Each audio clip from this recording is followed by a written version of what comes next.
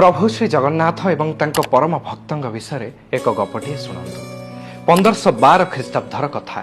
आम नीलाचल श्रीक्षेत्र को सुदूर उत्तर भारतर काशी सहर जड़े बुणाकार आसीथिले।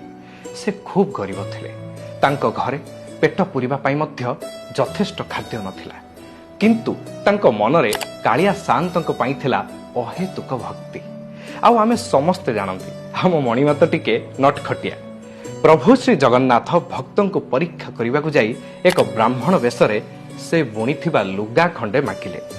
बहु कष्टरे बुणीथिबा गोटिए मात्र लुगा को भक्त जनक किछि न भाबी ब्राह्मण वेशरे आसीथिबा प्रभु श्री जगन्नाथ को दान करदेले।